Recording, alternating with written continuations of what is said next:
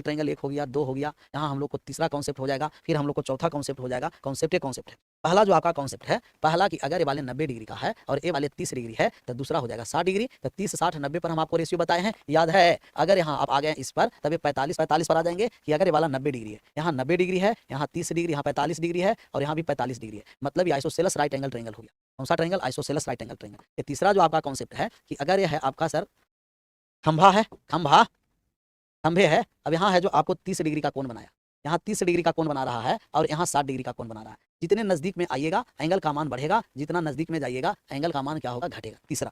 चौथा पर हम आ जाते हैं। चौथा है कि अगर आप जा रहे हैं दूर पर तो दूर में एंगल का मान क्या होता है? कहिएगा दूरी में एंगल का मान क्या होता है? कहिएगा दूरी में एंगल का मान घटता है। नजदीक में एंगल का मान बढ़ेगा, जितने वस्तु से दूर जाएंगे एंगल का मान घटेगा। तो ये वाला कितना है जी? 45 डिग्री। और ये वाला कितना है? कहिएगा कि ये 30 डिग्री है। तो ये वाला कितना हो जाएगा? 90 डिग्री हो जाएगा। ये चारों के चारों आपका फॉर्मूला याद रखना, फॉर्मूला नहीं कॉन्सेप्ट। तब इसका रेशियो डायरेक्ट याद। पहला वाले 30 डिग्री के सामने 1 है और 60 डिग्री के सामने √3 होता है, 90 डिग्री के सामने 2 होगा, 45 के सामने 1, 45 के सामने 1, 90 के सामने √2 होता है, √2 होता है। यहाँ 30 डिग्री है तो यहाँ हाइट हो गया √3, 60 के सामने ये 1 हो गया और ये अनुपात में 2 होता है, 1:2। 30 डिग्री है तब ये हो गया 45 है तो ऊपर 45 ये 1 है और ये हो जाएगा 1 और यहाँ हो जाएगा √3 - 1। ये तीनों और एक चारों कॉन्सेप्ट डायरेक्ट याद रखिए, बहुत काम का चीज़ है।